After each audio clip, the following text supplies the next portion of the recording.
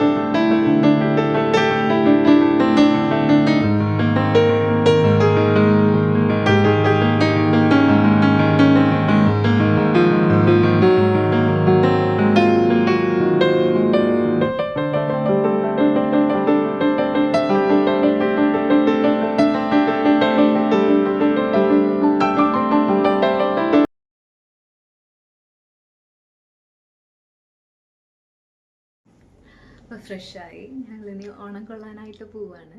പിന്നെ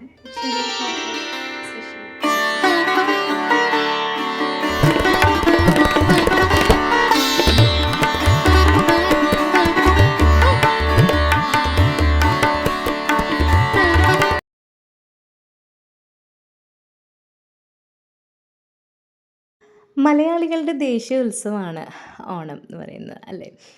ഓണാഘോഷമാണെങ്കിലും ഓണത്തിൻ്റെ ചിട്ടകളും ആചാരങ്ങളൊക്കെ കേരളത്തിൻ്റെ പല നാടുകൾ പല ഭാഗങ്ങളൊക്കെ എടുക്കുകയാണെങ്കിൽ എല്ലാം വളരെ വ്യത്യസ്തമായ രീതിയിൽ നിന്നാണ് ഞാൻ മനസ്സിലാക്കിയിരിക്കുന്നത്. അതിൽ എത്രത്തോളം വാസ്തവം ഉണ്ടെന്നൊന്നും എനിക്കറിയില്ല.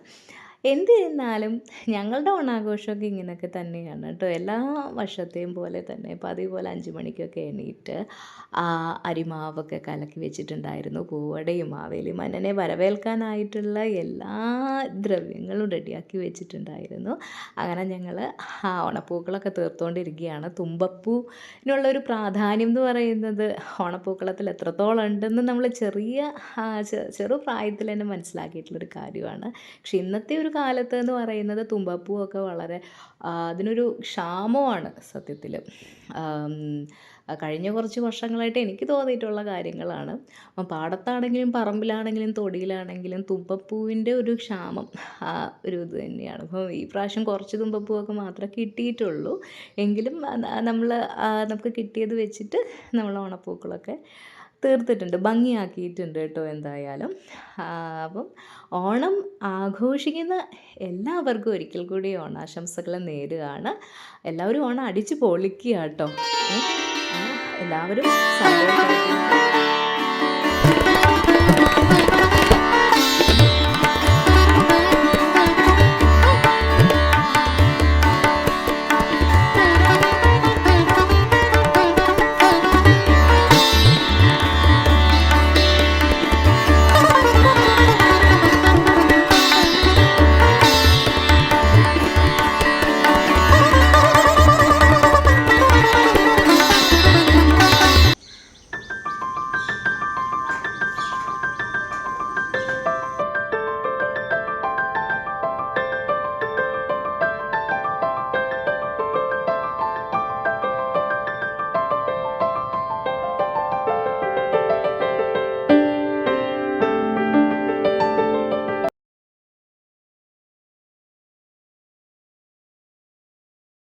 ശ്രീകുട്ടന് ഓണാശംസകളൊക്കെ പറയിക്കാൻ നോക്കുകയാണ് കേട്ടോ, നല്ല വെറൈറ്റി രീതിയിൽ.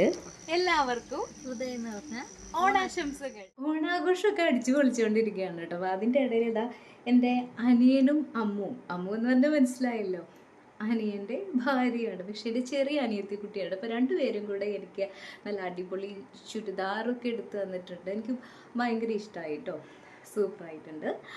അപ്പോൾ നമുക്കിനി അടുത്ത് നമുക്ക് അച്ഛനോട് ചോദിച്ചു നോക്കാം, അച്ഛൻ്റെ ചെറുപ്പകാലത്തെ വിശേഷങ്ങൾ എന്തൊക്കെയാണ്, ഓണത്തിൻ്റെ ഓർമ്മകൾ എന്തൊക്കെയാണെന്നൊക്കെ നമുക്കൊന്ന് ചോദിച്ചു നോക്കാം കേട്ടോ. അച്ഛൻ എവിടെയാണെന്ന് അറിഞ്ഞൂടാ, നോക്കാം.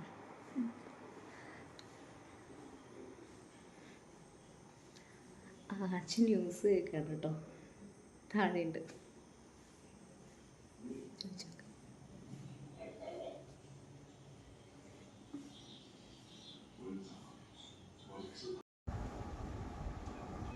അച്ഛൻ ഹാപ്പി ഓണം പറഞ്ഞേ. ഹാപ്പി ഓണം. അച്ഛൻ്റെ പഴയ ചെറുപ്പത്തിലെ ഓർമ്മകൾ എന്തെങ്കിലും ഉണ്ടോ ഓണത്തിൻ്റെ? ചെറുപ്പത്തിലെ ഓർമ്മകൾ എന്ന് പറഞ്ഞു കഴിഞ്ഞാല് രസകരമായ സംഭവങ്ങളൊക്കെ അന്നൊക്കെ ഉള്ളത്, പിള്ളേരുടെ കാലഘട്ടമല്ലേ. അതുപോലെ തന്നെ ഓണം എന്ന് പറയുമ്പോഴത്തേക്ക് പപ്പടം പഴം പായസമൊക്കെ കൂട്ടി സുഭിക്ഷമായിട്ട് ഊണ് കഴിക്കാനുള്ള സന്തോഷം ഒന്ന് വേറെ. ഇന്നത്തെ പോലെ എന്നും ഓണം എന്ന് പറയാൻ പറ്റില്ല. ഇന്നിപ്പം മിക്കവാറും പിള്ളേർക്ക് പുതിയ തലമുറയിലൊക്കെ ആണെങ്കിൽ മിക്കവാറും എന്നും ഓണം എന്ന് പറയാം. കാരണം ഏത് ഭക്ഷണം വേണമെന്ന് പറഞ്ഞു കഴിഞ്ഞാൽ അപ്പം തന്നെ രക്ഷിതാക്കൾ വാങ്ങിച്ചു കൊടുക്കുക. അന്ന് അങ്ങനല്ല, ദാരിദ്ര്യത്തിൻ്റെ ഒരു കാലഘട്ടം കൂടിയാണെന്ന്. അപ്പോൾ ഓണം വരുമ്പോഴാണ് എല്ലാം കൂടെ കൂട്ടിയിട്ടുള്ളൊരു ഓണസദ്യയൊക്കെ ഒരുക്കി അത് കഴിക്കാനുള്ള മോഹവും അതിൻ്റെ സന്തോഷവും, അതിൻ്റെ ബാക്കി ചുറ്റുപാടുകളൊക്കെ ഊഞ്ഞാലാട്ടം, അതുപോലെ തന്നെ പ്രാദേശികമായിട്ടുള്ള കളികളാണെങ്കിൽ നാട്ടിലെ വീട്ടമ്മമാരും കൂട്ടുകാരും എല്ലാം കൂടെ ചേർന്നിട്ട് കുറേ കളികളൊക്കെ നടത്തും. അതായത് പശുവും പുലിയും കളിക്കുക, അതുപോലെ തന്നെ കുടകൂത്ത് ഉണ്ട്, പിന്നെ തുമ്പിതുള്ളലുണ്ട്. ഇതൊക്കെ ഊണ് കഴിഞ്ഞതിന് ശേഷം എല്ലാവരും പുറത്തേക്ക് ഇറങ്ങും. ഒരു കുറേ വിശാലമായ ഒരു പ്രദേശം പോണപ്പോഴത്തെ എല്ലാവരും കൂടെ സംഘടിച്ച് അവിടെ എല്ലാവരും കൂടെ കൂടി അതിൽ പങ്കുകൊണ്ട് പിന്നെ വൈകുന്നേരം പിരിയും. അത് കഴിഞ്ഞ് വീണ്ടും വൈകുന്നേരം കൂടും. അങ്ങനെയൊക്കെ ഉണ്ട്. മുതിർന്ന അച്ഛന്മാരൊക്കെ ആണെങ്കിൽ അവരൊക്കെ തമാശയ്ക്കുള്ള ചീട്ടുകളിയും മറ്റു കാര്യങ്ങളും ഒക്കെ ആയിട്ട് വടംവലിയൊക്കെ ആയിട്ട് അവരങ്ങനെ വേറെ തിരിഞ്ഞു പോകും. പിന്നെ ഒരു രസകരമായ സംഭവമാണ്. പിന്നെ പറഞ്ഞ തന്നെ ഉപ്പേരിയൊക്കെ കീശയിലൊക്കെ ഇട്ടിങ്ങനെ നടന്ന് അത് തിന്നുക, കളി കാണുക. അതോടൊപ്പം തന്നെ അങ്ങനെ ഇരിക്കുന്ന സമയത്ത് ചിലപ്പം പുലി, നമ്മളിവിടെ പുലിക്കളി എന്ന് പറയാം, അവിടെ കടുവകളി എന്ന് പറയുക. അപ്പോൾ ഒരു കടുവ ഉണ്ടാവും, ഒരു വേട്ടക്കാരനുണ്ടാവും. അത് അതിൽ ചെണ്ടയോട് കൂടി വരുമ്പോഴത്തേക്ക് ഓണത്തിൻ്റെ ഒന്നുകൂടെ കൊഴുപ്പ് എഴുതുകയാണ്. കടുവാകളി വരുന്നു. അപ്പോൾ എവിടെയാണോ ഈ ശബ്ദം കേൾക്കുന്നത് അവിടേക്ക് എത്താൻ വേണ്ടി ഇങ്ങനെ ശ്രമിച്ചുകൊണ്ടിരിക്കും. അങ്ങനെ അതിൻ്റെ കൂടെ കുറേ നേരം നടന്നിട്ടൊക്കെയാണ് പിന്നെ വീട്ടിലേക്കൊക്കെ തിരിച്ചെത്തുക. പിന്നെ എവിടെയൊക്കെ വേറെ കളികൾ കൂട്ടമായിട്ടുള്ളതുണ്ട്. ഉറിയടി നടത്തുക, വടംവലി വലിക്കുക, കിളി കളിക്കുക, അങ്ങനെ പല കളികൾ കാണാനും പങ്കുകൊള്ളാനും ഒക്കെ ആയിട്ട് പോകും. അതൊക്കെ രസകരമായ അന്നത്തെ ഒരു കാലം. ഇന്നിപ്പോൾ നമുക്കിപ്പോൾ അങ്ങനെ ഓർത്തിട്ട് എടുക്കാണ്ട് അങ്ങനത്തെ സന്തോഷക്കാലമല്ലേ. ഇന്നല്ലേ എല്ലാവരും ഈ മൊബൈലിൽ തോണ്ടിക്കൊണ്ടിരിക്കുന്നൊരു കാലഘട്ടമല്ലേ.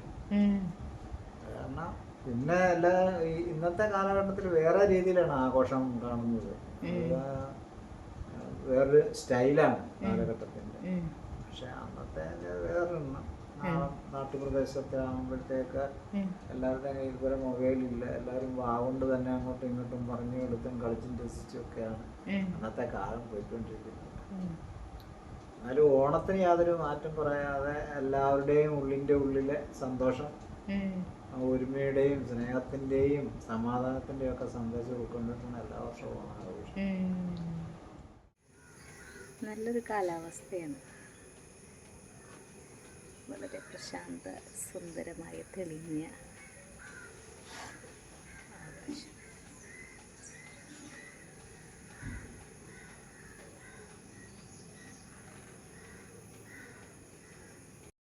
അതാ എൻ്റെ അനിയനും ഭാര്യയും ഫോട്ടോ എടുത്ത് രസിക്കുകയാണ്.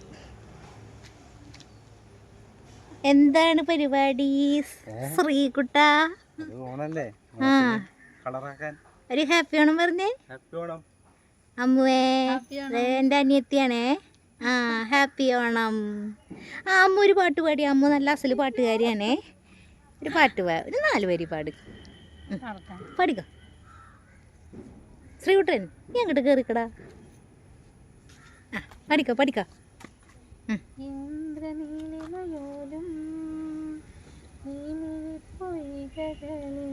വണ്ടി വരുന്നല്ലോ.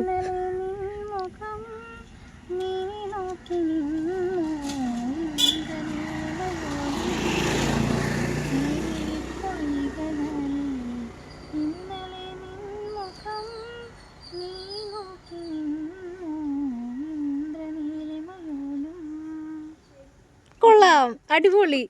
ശ്രീകുട്ടന് പാടണോ? ഞാൻ പാടാറുണ്ട്. നീ പാടിക്കോടാ. ഇല്ലേ? രണ്ടുപേരും കൂടെ ചേർന്ന് ഒരു ഹാപ്പി ഓണം കൂടെ പറ.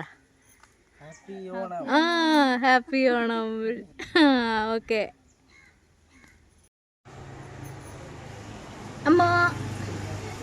അമ്മയുടെ ഓർമ്മകൾ എന്തൊക്കെയാ? കോഴിക്കോട് ഓണത്തിൻ്റെ വിശേഷങ്ങൾ. കോഴിക്കോട് തന്നെയല്ല, 3 ജില്ലകളിലെ കാർഷിക സംസ്കാരവും ദേശീയ ഉത്സവത്തിൻ്റെയും സമന്വയ സമ്മേളനമാണ് എൻ്റെ ഓണം. അച്ഛൻ്റെയും അമ്മയുടെയും സഹോദരന്മാരുടെയും ഒപ്പം ഉള്ള ഓണമാണ് ഏറ്റവും സന്തോഷകരമായിട്ട് എനിക്ക് അനുഭവപ്പെട്ടത്. അതായത് എൻ്റെ ചെറുപ്പകാലത്ത് ആയതിനാൽ. ഓണവിഭവങ്ങളൊക്കെ റെഡി ആയിക്കൊണ്ടിരിക്കുകയാണ് കേട്ടോ. എന്തായാലും ഒരുപാട് കറികളുണ്ട് കേട്ടോ. സാമ്പാർ, അവിയൽ, പച്ചടി, കിച്ചടി, പുളിയിഞ്ചി, കാളൻ, പായസം കടലപ്പരിപ്പ് പായസമാണ് കേട്ടോ. അങ്ങനെ ഒരുപാട് കറികൾ, പാവയ്ക്ക മീൻ കറി, പിന്നെ വെറൈറ്റി കറികളാണ് കേട്ടോ. എല്ലാം റെഡിയായി കഴിഞ്ഞു. അപ്പം ഓണസദ്യ കഴിക്കാനുള്ളൊരു സമയത്തിലേക്ക് അടുത്തുകൊണ്ടിരിക്കുകയാണ് കേട്ടോ.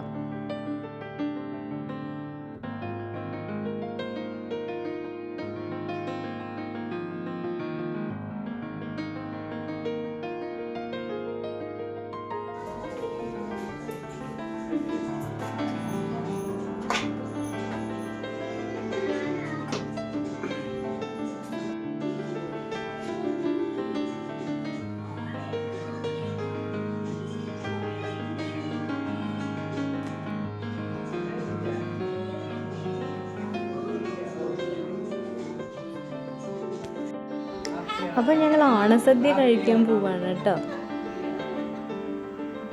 അങ്ങനെ ഓണസദ്യ ഒക്കെ കഴിച്ച് ഞങ്ങൾ കുറച്ച് ഫോട്ടോ എടുക്കാമെന്ന് വിചാരിച്ചു. ഓണം വൈബാക്കണ്ടേ അല്ലേ? അപ്പോൾ എല്ലാവർക്കും ഹാപ്പി ഓണം കേട്ടോ. എല്ലാവരും അടിച്ചു പൊളിക്കുക. ഹാപ്പി ഓണം.